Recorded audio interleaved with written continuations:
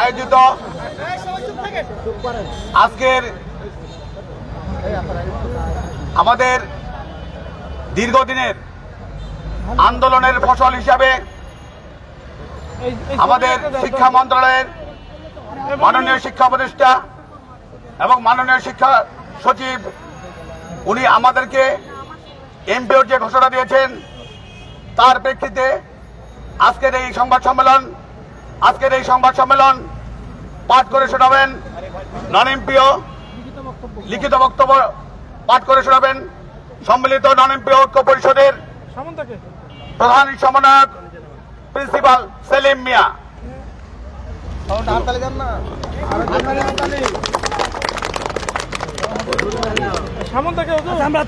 বিসমিল্লাহির রহমানির রহিম। জরুরি সংবাদ সম্মেলন। সম্মানিত সাংবাদিক বন্ধুগণ, আসসালামু আলাইকুম এবং রমজানুল মোবারকের শুভেচ্ছা। আপনারা সবাই জানেন, নন এমপিও শিক্ষা প্রতিষ্ঠান এমপিভুক্তির জন্য বর্তমান অন্তর্বর্তীকালীন সরকারের নিকট আলোচনা মানববন্ধন ও স্মারকলিপির মাধ্যমে আমাদের দাবির সপক্ষে কার্যক্রম চালিয়ে আসছিলাম। গত 10ই ফেব্রুয়ারি 2025 তারিখে সকল জেলা প্রশাসক ও বিভাগীয় কমিশনারের নিকট মাননীয় প্রধান উপদেষ্টা ও শিক্ষা উপদেষ্টার বরাবরে স্মারকলিপি প্রদান ও মানববন্ধন করে সরকারকে এমপি মুক্তির আহ্বান জানিয়েছিলাম।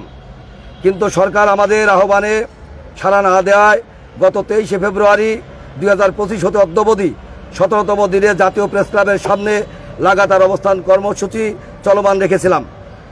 জাতীয় প্রেস ক্লাবে লাগাতার অবস্থান কর্মসূচি চলাকালে 2 জন নন এমপিও শিক্ষক আর্থিক অভাব অনটনে অসুস্থ হয়ে চিকিৎসার অভাবে মৃত্যুবরণ করেন এবং উক্ত কর্মসূচি চলাকালীন এবং রমজানের রোজা তারাবির নামাজ, ইফতার, সেহরি ও রাতে অবস্থান করে অনেক শিক্ষক কর্মচারীরা অসুস্থ হয়ে পড়েছেন।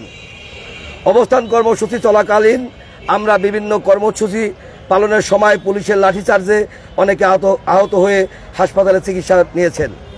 আমরা সর্বোপরি চেয়েছি আলাপ আলোচনার মাধ্যমে দীর্ঘ 25-30 বছর বেতনবিহীন শিক্ষকদের শিক্ষা প্রতিষ্ঠান এমপিওভুক্ত করে তাদের বেতনের মাধ্যমে ব্যবস্থা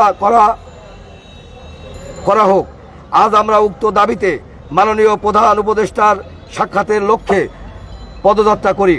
এমতাবস্থায় পুলিশ প্রশাসনের মাধ্যমে সরকারের পক্ষ থেকে আমাদের দাবির বিষয়ে আলোচনার জন্য শিক্ষা মন্ত্রণালয় থেকে আলোচনার প্রস্তাব পাই।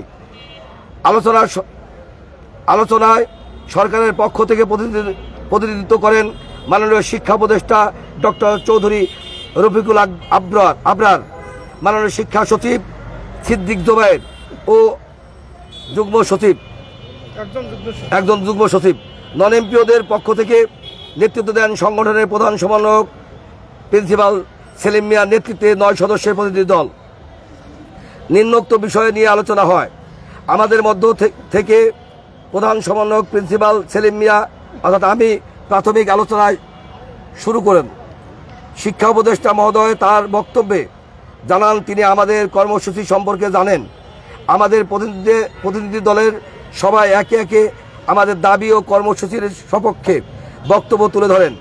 মাননীয় শিক্ষা সচিব মহোদয় আমাদের সকল কথা লিপিবদ্ধ করেন এবং উভয়ে আমাদের দাবির সাথে একমত পোষণ করেন। আলোচনা সাপেক্ষে সরকারের পক্ষ থেকে স্বীকৃতিপ্রাপ্ত সচল সকল শিক্ষা প্রতিষ্ঠান সরকার এমপিও প্রদানের সিদ্ধান্ত নীতিগতভাবে মেনে নিয়েছেন। এমতাবস্থায় মাননীয় শিক্ষা উপদেষ্টা ও শিক্ষা সচিব মহোদয় আমাদের লাগাতার অবস্থান কর্মসূচি প্রত্যাহারের জন্য অনুরোধ জানান। মাননীয় শিক্ষা উপদেষ্টা ও শিক্ষা সচিব মহোদয় অভিমত পোষণ করে আগামীকাল থেকে শিক্ষা প্রতিষ্ঠান এমপিভুক্তির প্রাথমিক কাজ শুরু হবে এবং মে 2025 মাসের মধ্যে মন্ত্রণালয় থেকে চূড়ান্ত আকারে এমপিওর তালিকা প্রকাশ করা হবে।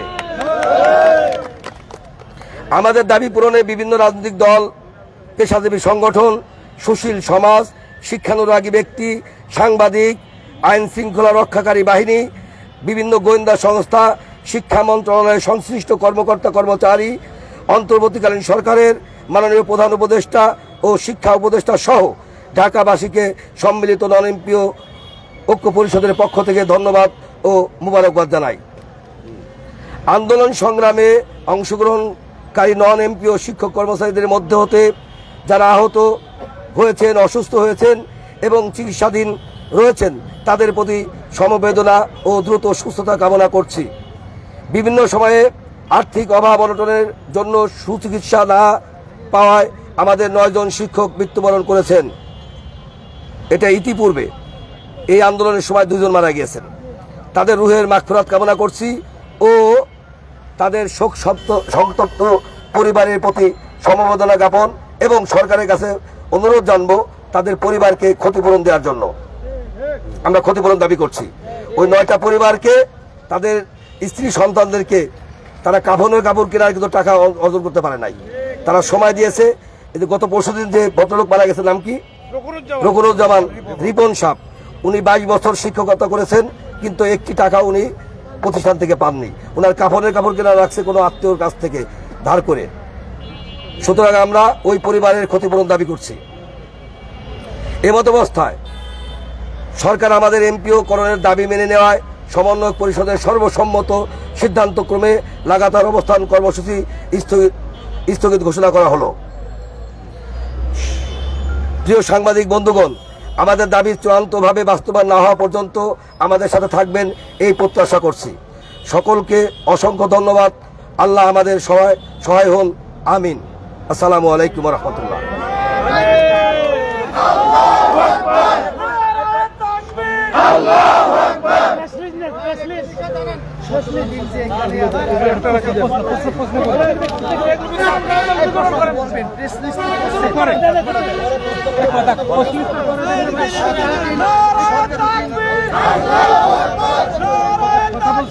আল্লাহু আকবার।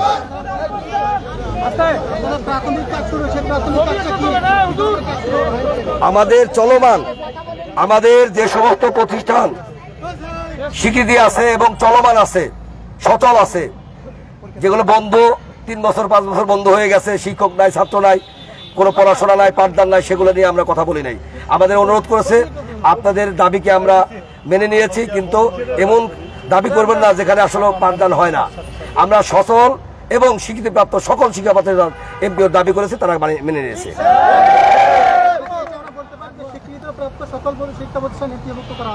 সচল সচল চলমান, যেখান থেকে ছাত্ররা পরীক্ষা দেয় এবং পাশ করে এবং পাঠদান করে। আর কোন প্রশ্ন? আমরা এখন ঘরে ফিরে যাব। আমরা সবাইকে বলবো, আপনারা রমজান মাসে স্ত্রী সন্তান নিয়ে রমজান রাখবেন। ঈদের পরে আমরা হয়তো আবার একটা গেট টুগেদার করব। আমরা প্রত্যেকটা জেলা থেকে 5 জন 10 জনকে ডাকবো। আমাদের যে তালিকা, আমরা বিশেষ করে প্রেস ক্লাবে যারা ছিল, এদের দায়িত্বটা স্পেশালি আমাদের।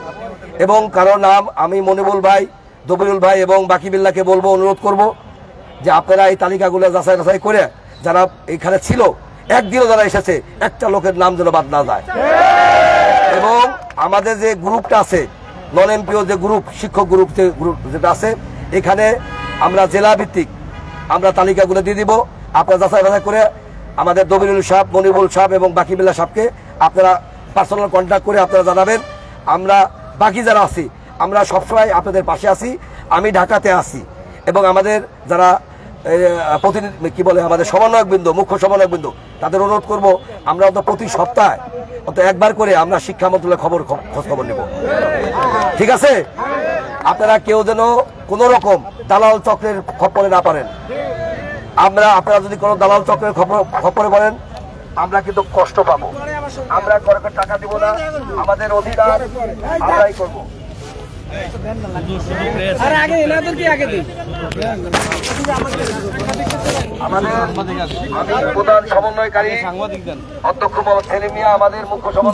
সরাসরি যুক্ত হয়েছিলাম জাতীয় প্রেস ক্লাবের সামনে যে নন এমপিওভুক্ত যে শিক্ষকরা রয়েছেন, তাদের যে দীর্ঘ 17 দিন আন্দোলনের পর শিক্ষা উপদেষ্টা কাছে তারা গিয়েছিলেন এবং শিক্ষা উপদেষ্টা যে নন এমপিভুক্ত প্রতিষ্ঠানকে এমপিভুক্ত করার যে ঘোষণা দিয়েছেন, সেই ঘোষণার পরপরই কিন্তু তারা জাতীয় প্রেস ক্লাবের সামনে সংবাদ সম্মেলন করছিলেন। সেই সংবাদ সম্মেলন থেকে আপনাদেরকে সরাসরি যুক্ত করেছিলেন।